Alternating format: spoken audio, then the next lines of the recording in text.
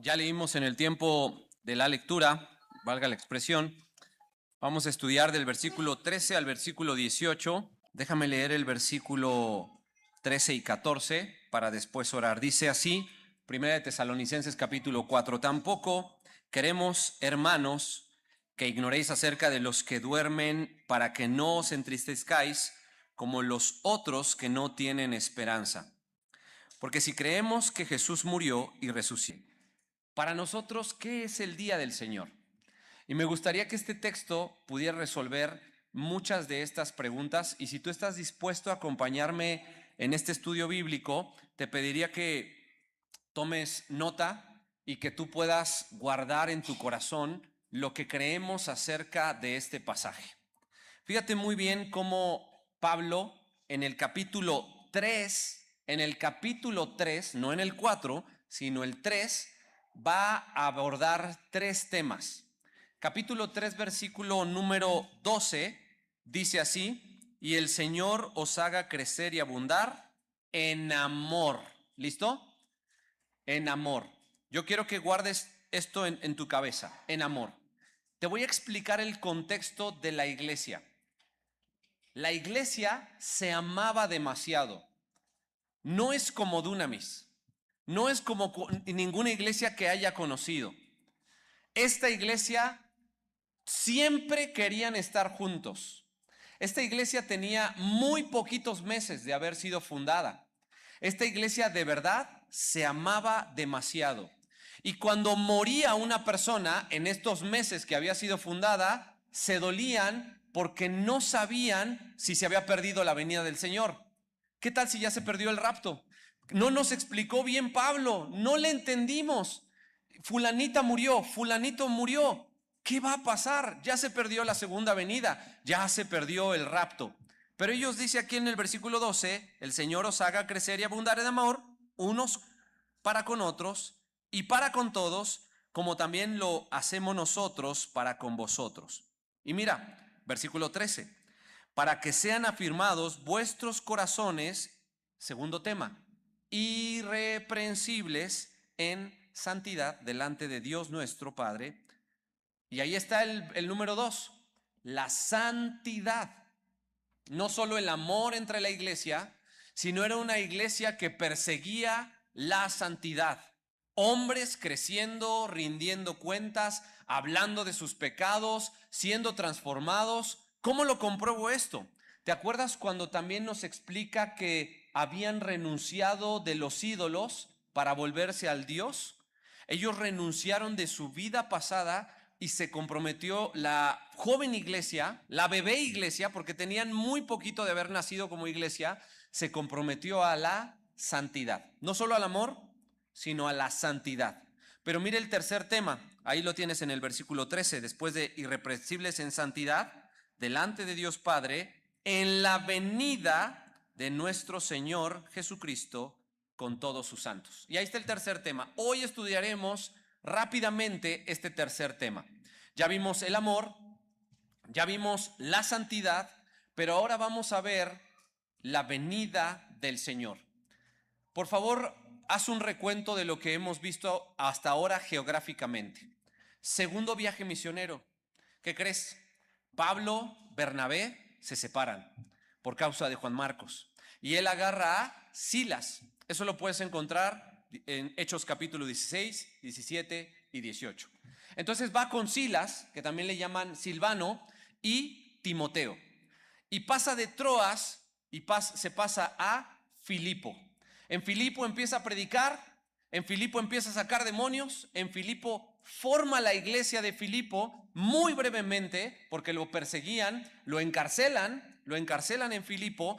El carcelero de Filipo se quería suicidar porque se libera a Pablo y dice no, le predica el evangelio y surge la iglesia de Filipo. Rápidamente lo corren y él se va a Tesalónica.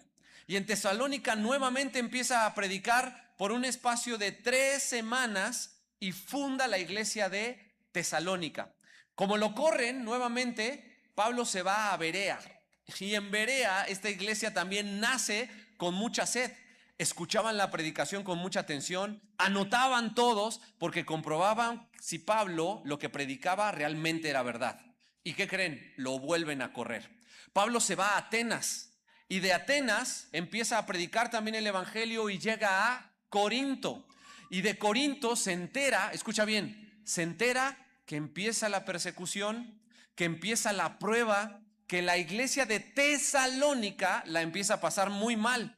Imagínate que tu iglesia, hace meses la fundaste, empieza a pasar mal, unos empiezan a morir, unos empiezan a perder sus posesiones, unos empiezan a sufrir y entonces dice Pablo, ¿qué habrá pasado con la iglesia de Tesalónica? Pero se entera por labios de Timoteo que la iglesia de Tesalónica está muy bien. Pablo, se aman, no se pelean, Pablo, se aman un montón, se invitan a comer en sus casas, se perdonan sus faltas. Algunos hermanos son difíciles, pero de verdad se aman. No, ¿qué crees, Pablo? Están creciendo en santidad. ¿Te acuerdas cómo amaban a sus ídolos? Se prostituían, les gustaba el sexo, les gustaba lo griego, les gustaba todo el desfiguro sexual. ¿Qué crees, Pablo?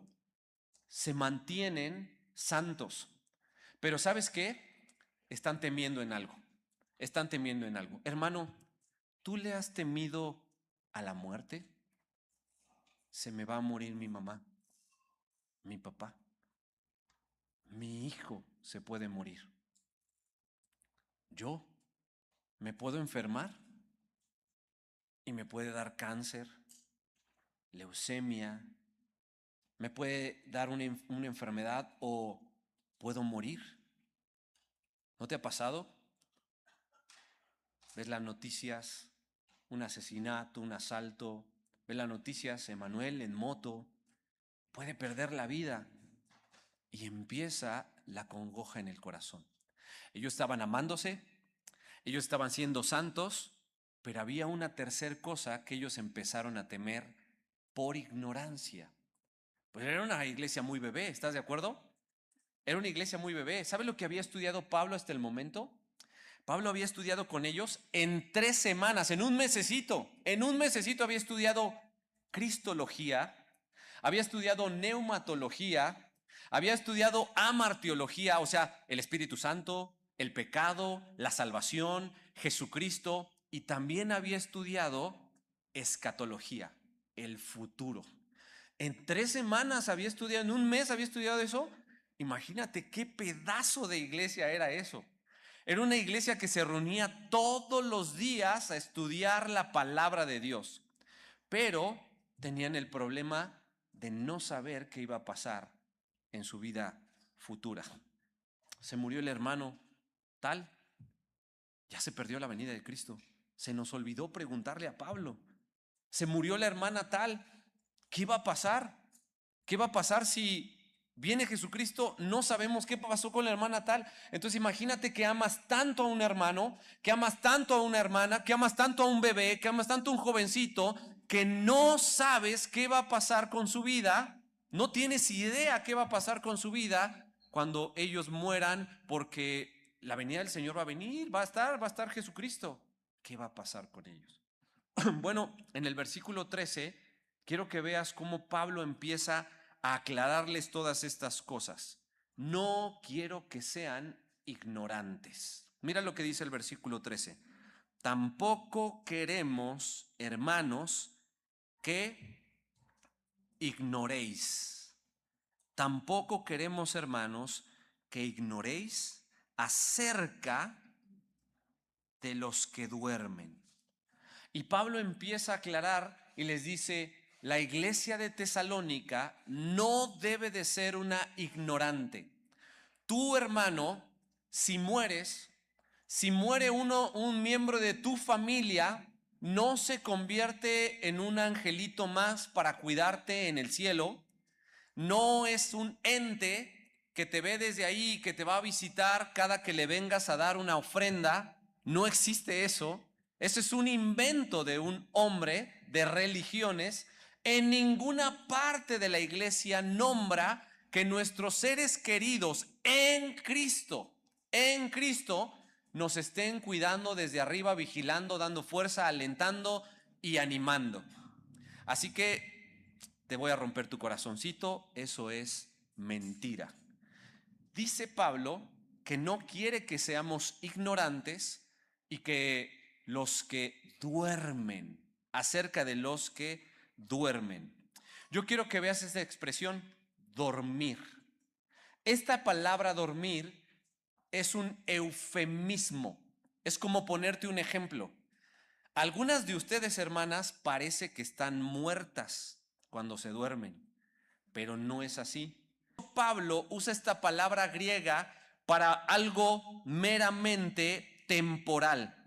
Esta palabra griega tiene la misma raíz en el mundo entero, mueren, duermen y es solo temporal. Ahora vamos a hacer la división. Pablo, en el mundo entero, mueren, duermen y es solo temporal. Ahora vamos a hacer la división. Pablo dice acá que dice acerca de los que duermen para que no, ahí está el propósito. No quiero que ignores que hay algo temporal que va a quitar más o menos la función que ahora vemos, pero es temporal.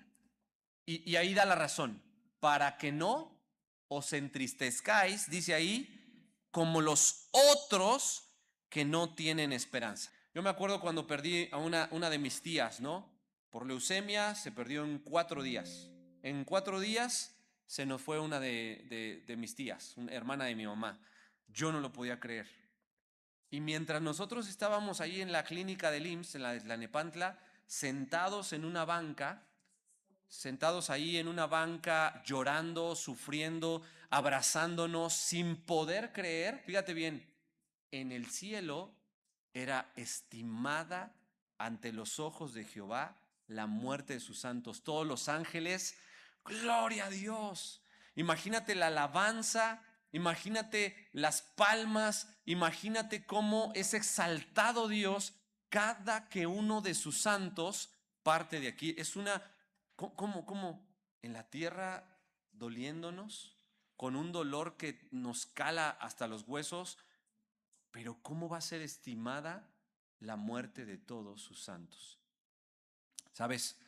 Para nuestra mente es incongruente, como que no checa.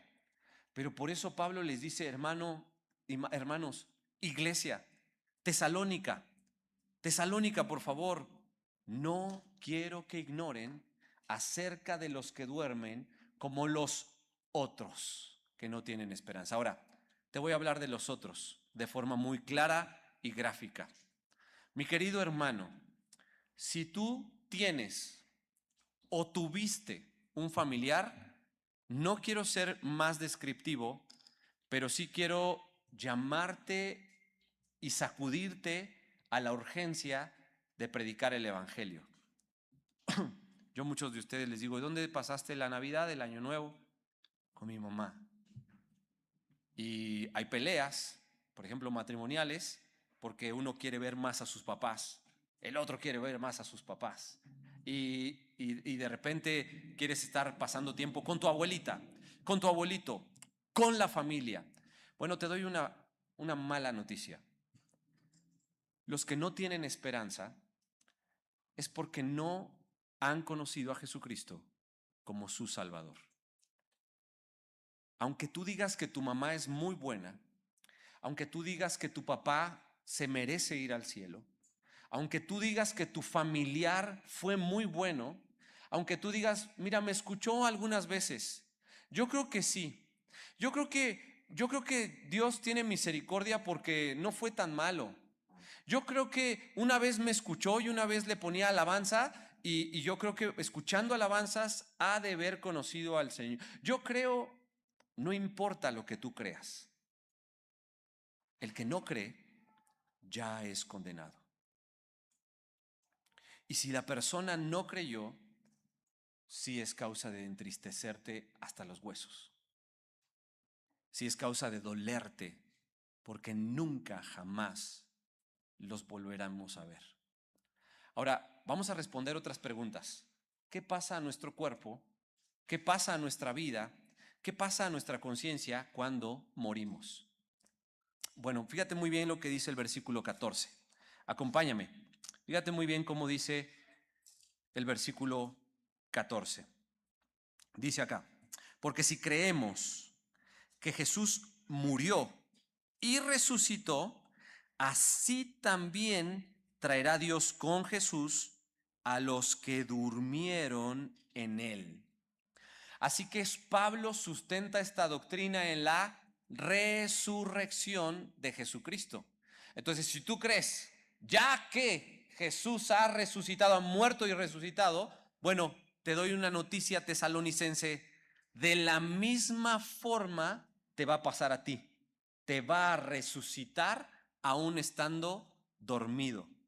Entonces los de Tesalónica, imagínate, murió la hermana, murió el hermano, alguien está por morir en el lecho de muerte, empiezan a recobrar fuerza, empiezan a recobrar ánimo y empiezan a decir, no importa si él muere, no importa que haya muerto, mi familiar, no importa. Hay una esperanza, tengo esperanza.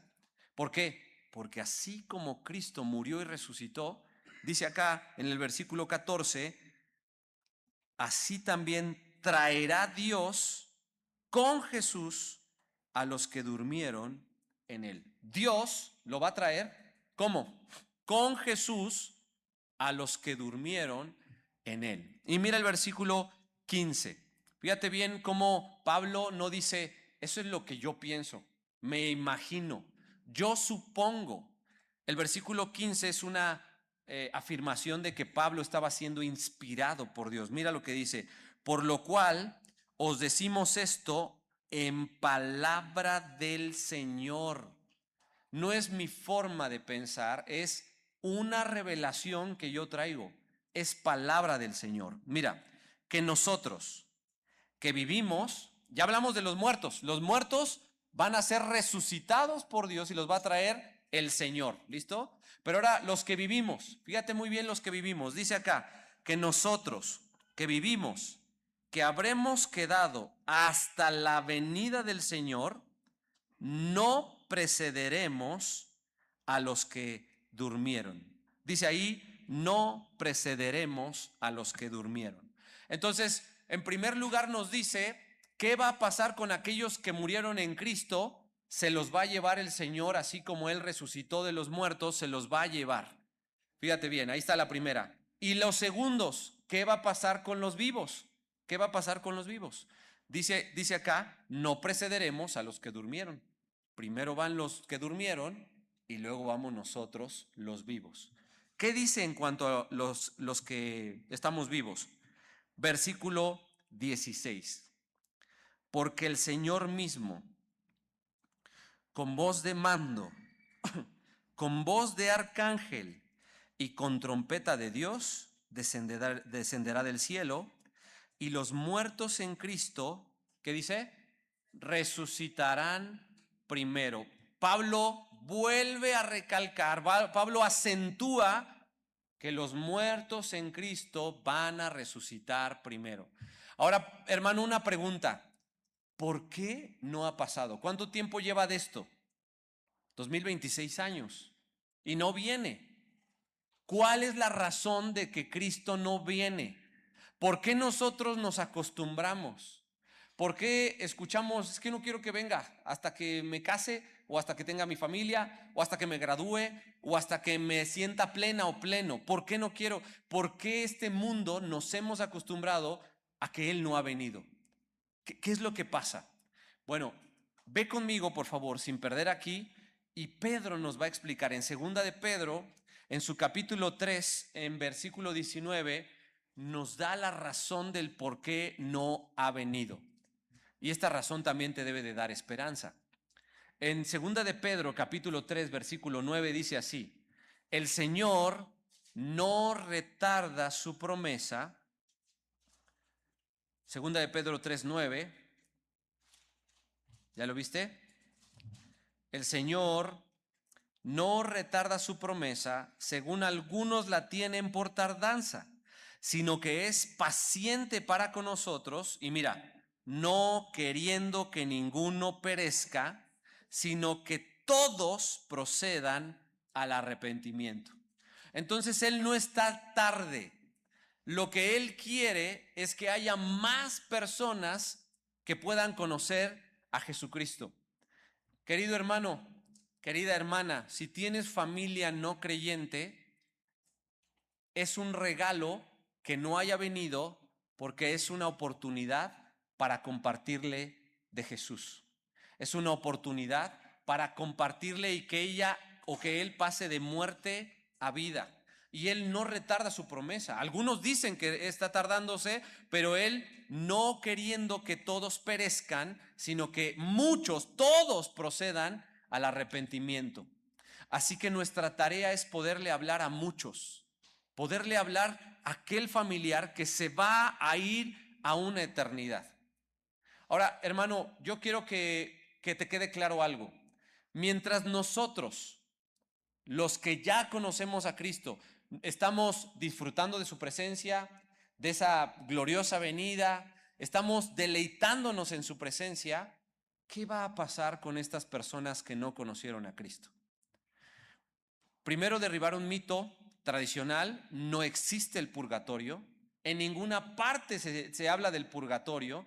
No existe nada ningún versículo que se pueda sustentar, a menos que tú escuches a la religión tradicional sacando de desierto te digo que no te sacaré de ahí hasta que pagues el último cuadrante, ¿no? Ese es el único verso mal sacado de contexto totalmente del purgatorio, ¿no? Que no te va a sacar del purgatorio hasta que pagues. Entonces el purgatorio pagas tus pecados y te saca.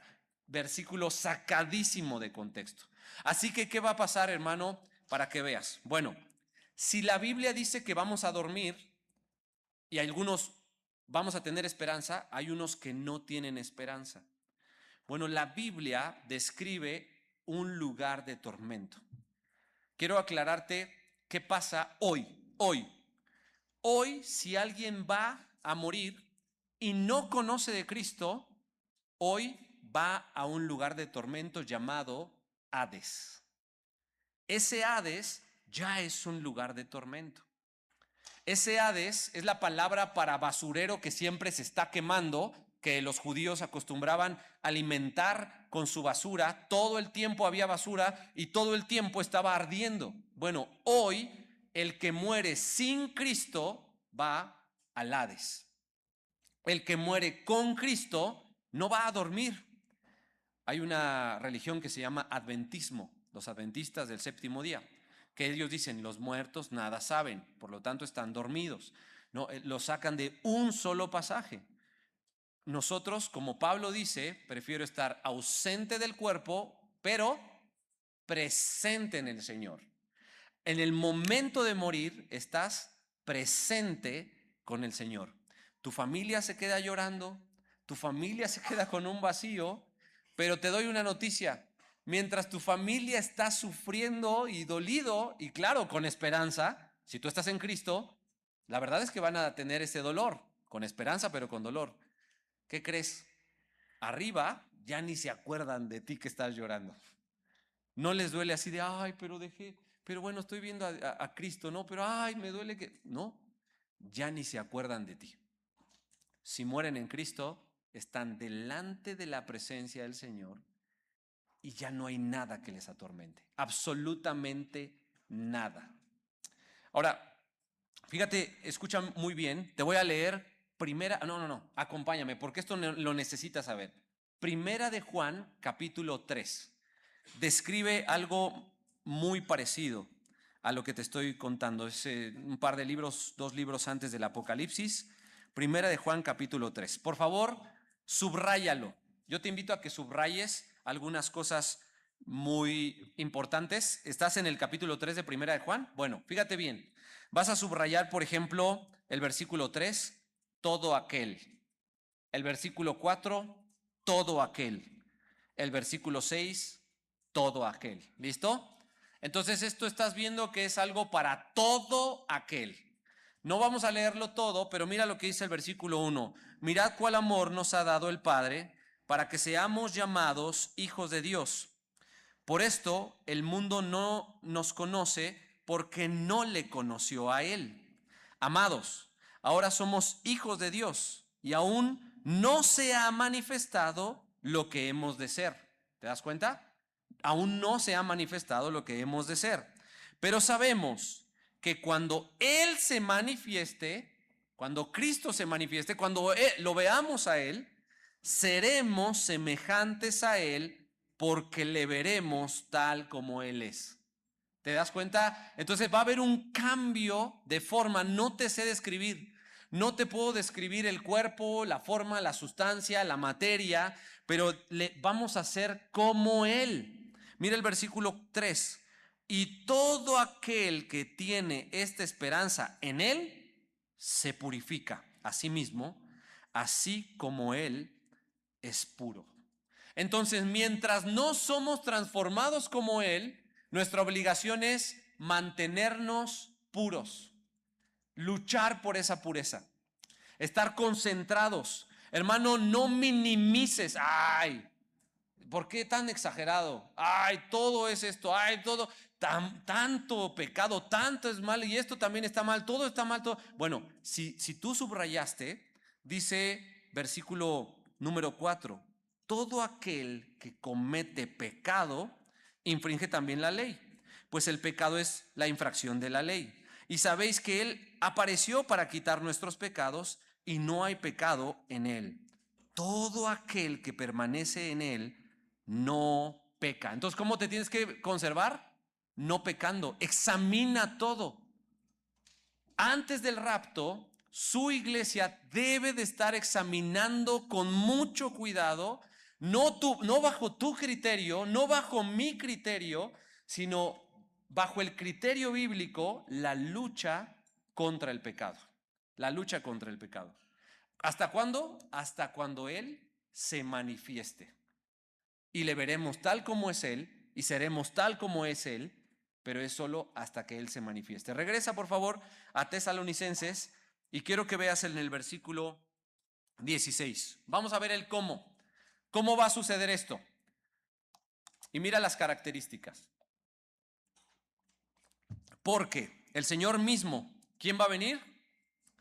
El Señor mismo. No va a ser un ángel, no va a haber algo o alguien más que mande por nosotros, no, el Señor mismo. Y luego va a describir una serie de características que lamentablemente han buscado los escépticos. Mira lo que dice acá, porque el Señor mismo, con voz de mando, con voz de arcángel y con trompeta de Dios, descenderá del cielo. No sé si han visto esas noticias amarillistas de, ¿vieron las nubes cómo se puso en forma de ángel cuando había un resplandor y cuando fue el tsunami y cuando tembló y cuando, no, y ahí estaba en forma de ángel y se apareció una virgen y se apareció un X, un Y una trompeta y empieza a haber escépticos por todas partes. Yo me acuerdo en los 2000, yo soy modelo 82, soy clásico, yo lo sé, pero en el 2000 yo estaba en la iglesia donde yo conocí a Cristo. Y entonces empezaron a predicar que el 2000 había un código de barras y que se iba a pudrir el mundo y que ya estábamos por irnos a la basura. Y en la iglesia empezaron a comprar terrenos para irnos. Y el pastor nos decía, compremos un terreno en Villalpina, allá donde está Navidad en las montañas. Entonces él nos decía, compremos un terreno. Y empezó el terror, ¿no? Empieza el terror. Empieza el terror aquí. Es que sí, miren, el 2000 cambia los ceros, las computadoras van a entrar en shock, ya están configuradas, se va a acabar la economía y esa es parte de las señales. Yo dije, ¿en serio? Y de verdad tenía terror. Y en lugar de dar abrazo de año nuevo, estaba a ver a qué hora se cae el sistema, ¿no? Y se resetea todo y nos resetean el software y empiezan a perseguir a los cristianos, ¿no? Bueno, eso pasa porque este versículo lo hemos llenado de escepticismo, voz de mando. Sí, como le hace, y empezamos a buscar con voz de arcángel. ¿Cuál es la voz de arcángel? Sí, cuando, y otra vez le ponemos un sí. Con trompeta de Dios. Sí. Y entonces empezamos la iglesia, que venga Cristo y empieza con el shofá, ¿no? Y empieza la danza y todos con el shofá y empezamos a alentar a que venga Cristo. ¿Y qué es eso? ¿No?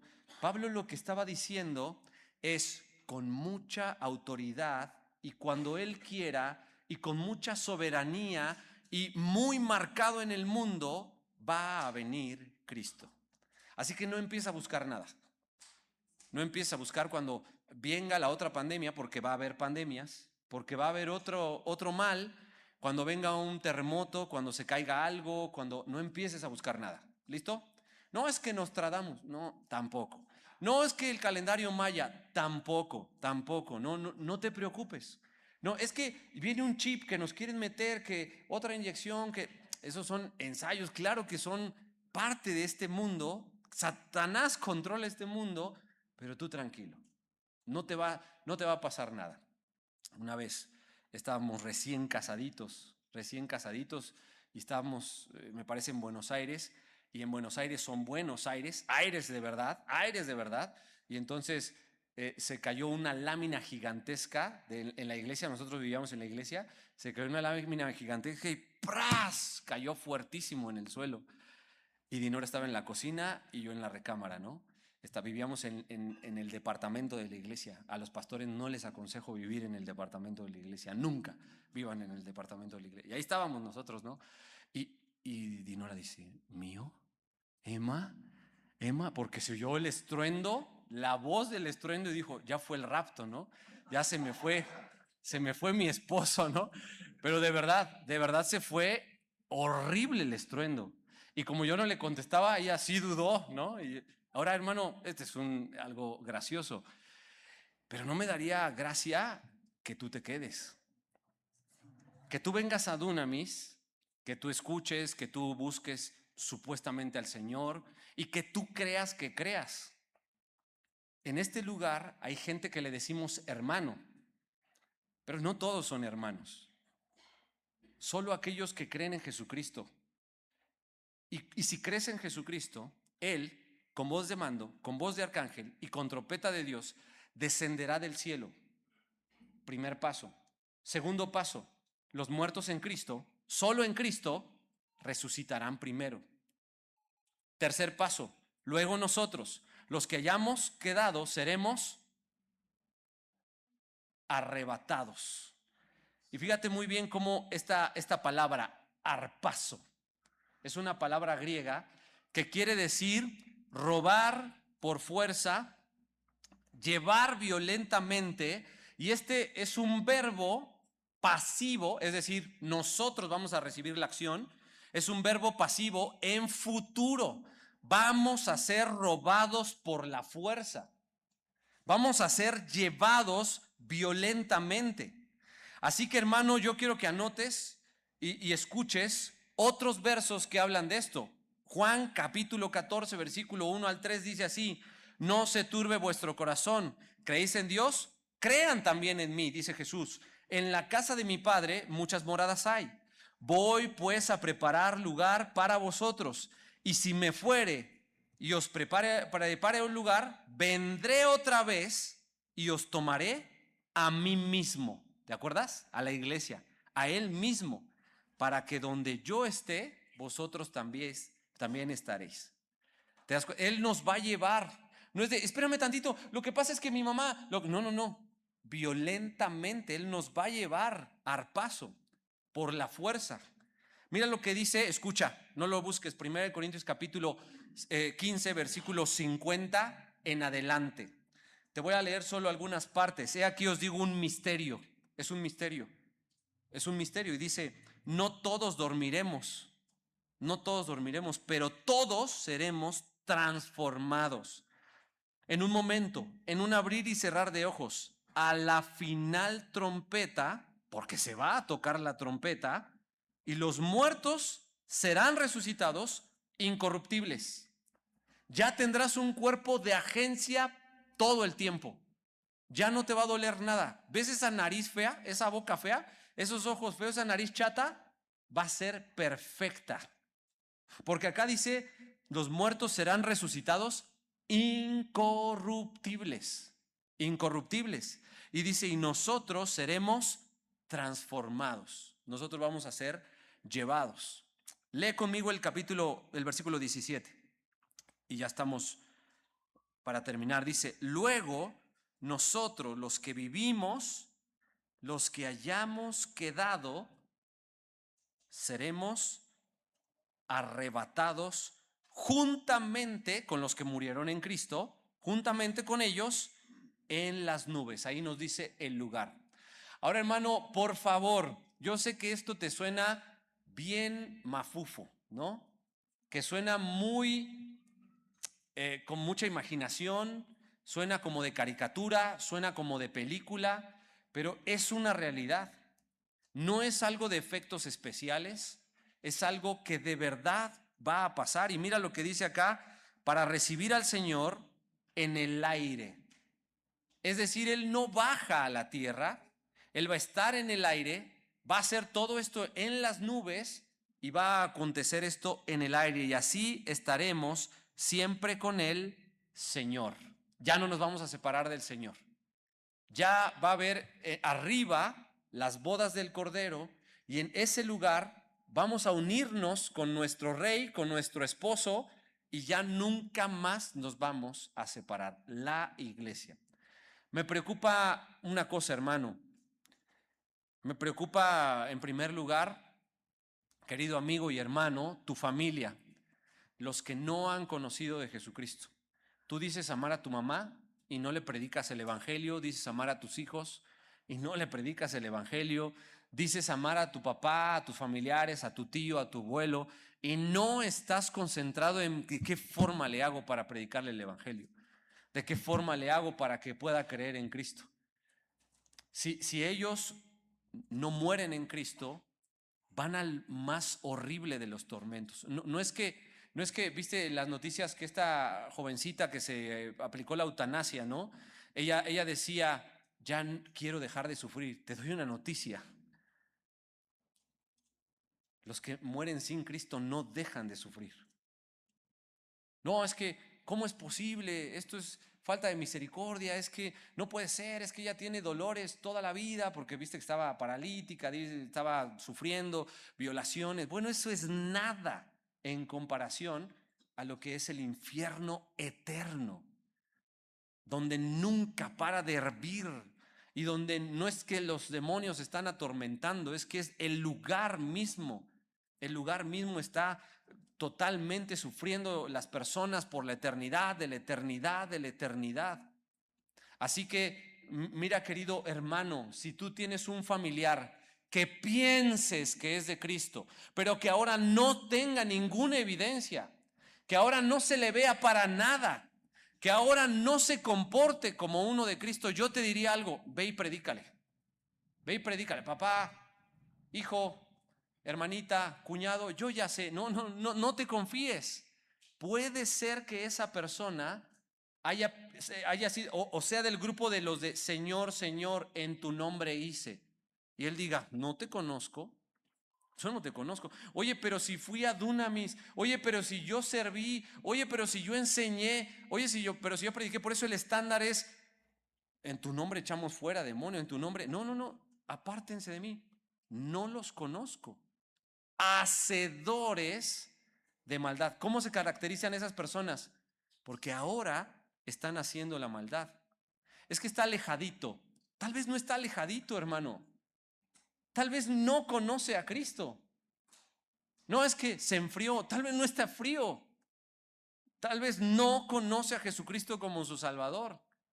Así que no te confíes. Y es un llamado para que tú y yo estemos concentrados en una esperanza, pero también en el Evangelio. Mira cómo termina el versículo 18. Por tanto, y ahí está la finalidad, dice, por tanto, alentaos los unos a los otros con estas palabras. Y quiero leer solo el primero y segundo versículo del 5, porque también esto es muy importante. Dice, pero acerca de los tiempos y de las ocasiones, no tiene necesidad, hermanos, que yo os escriba. ¿Sabes qué está pasando aquí? No es una clase de teología, escatología. Esto, 1 Tesalonicenses 4, Pablo no fue su finalidad dar una tremenda clase de escatología.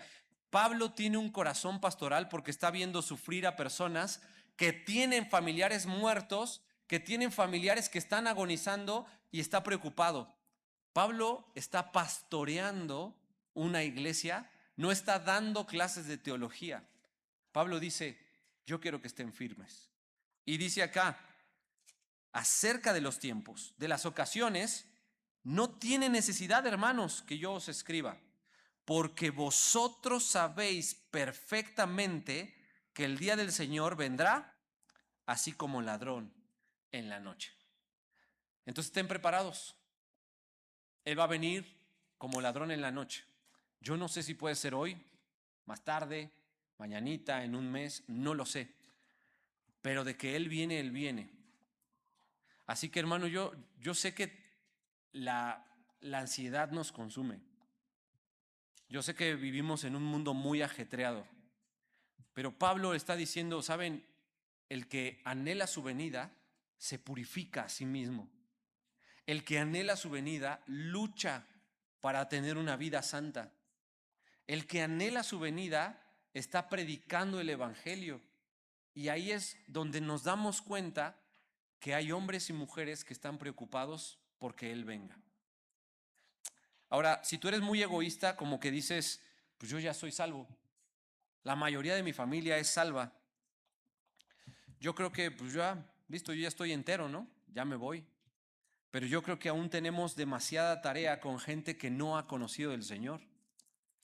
Yo creo que tienes familiares cercanos, lejanos, amigos que realmente estimas. Yo he escuchado gente aquí en la iglesia, mi mejor amigo es Panchito. Ah, de otra iglesia, no, él no cree en nada. ¿Y cuántas veces le has predicado a tu mejor amigo? No, sí, 5, 6, 10. ¿Y qué esperas para que sea la número 800 que le predicas, que le digas, te vas a perder? Me pesa. Ahora, querido amigo, si tú estás aquí, si tú eres un amigo que has visitado Dunamis por 5 o 10 años, por un año, por 3 años, que tú piensas que eres creyente, pero que en realidad tal vez no tienes una verdadera relación con Dios. Hay gente que ha visitado 20 años una iglesia y no es creyente. Hay gente que ha servido en la iglesia y no es creyente. Hay gente como Joshua Harris, uno de los autores más grandes de noviazgo, que pastoreó una iglesia y él dice, yo no soy creyente, yo no creo en eso, pastoreé 30 años la iglesia, yo no soy creyente. Es una invitación a que tú examines si de verdad eres creyente. Hermano, si hoy fuera el rapto, amigo, si hoy fuera su venida, mi querido amigo y hermano, si hoy murieras, si hoy empezara un peregrinar de acompañar a alguien con tu cáncer o con el cáncer de otro, ¿estarías como los que no tienen esperanza? ¿Cómo sería tu asimilar que Él ya viene? Vamos a orar. Querido Señor, yo te doy gracias por la oportunidad de hablar de estos temas en la iglesia. Examina nuestra fe, confronta nuestra alma. Por favor, querido Padre, habla fuertemente para que nosotros prediquemos el Evangelio, para que nosotros nos incomodemos, porque el infierno y el cielo es algo muy real. Querido Señor, tú estás por venir. Tú vienes como ladrón en la noche. Tú vienes, Señor, con toda autoridad, con voz de mando. Pero la realidad es que Dunamis y muchas iglesias no estamos preparados. La verdad es que nos hemos acostumbrado que mañana no vas a venir. La verdad, Señor, es que nos hemos acostumbrado que el año que viene no vas a venir. Y la verdad, Señor, es que queremos seguir viviendo nuestras vidas, que queremos seguir teniendo nuestros tiempos. Y la verdad, Señor, que no nos purificamos a nosotros mismos. Seguimos con los mismos vicios, con las mismas mañas, con las mismas actitudes y con los mismos actos. Y ahí es la evidencia de que de verdad pensamos que no vas a venir. Señor, eso es pecado. Y hoy como iglesia hemos identificado ese pecado. El que de verdad añora tu venida se purifica, se le ve esa lucha. Así que, Señor, yo te pido para que mi vida y la de mis hermanos tenga esa purificación. Luchemos por la santidad. Andemos como tú quieres que andemos, Señor. Y también que nuestros labios se abran para predicar a aquellas personas que amamos o que decimos amar, pero que en realidad van a pasar una eternidad en el infierno. Señor, por favor, ayúdanos a asimilar que tú vienes y que no es un juego y que vas a venir con poder. Te lo pedimos todo esto en el poderoso nombre de Cristo Jesús, nuestro amado Señor y Salvador. Amén. Ya leímos en el tiempo de la lectura, valga la expresión, vamos a estudiar del versículo 13 al versículo 18. Mientras buscas, quiero recordarte, anotarte ahí con las hermanas del campamento. Tenemos ya pocos lugares para el picnic. Si quieres quedarte, aún también hay lugares, pero solo en casas de campaña. Y también quiero recordarte que hay una obra, un sketch, en el cual te puedes anotar para el viaje misionero.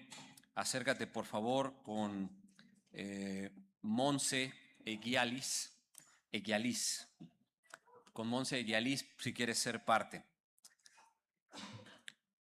Déjame leer el versículo 13 y 14 para después orar. Dice así, 1 de Tesalonicenses capítulo 4. Tampoco queremos, hermanos, que ignoréis acerca de los que duermen, para que no os entristezcáis como los otros que no tienen esperanza. Porque si creemos que Jesús murió y resucitó,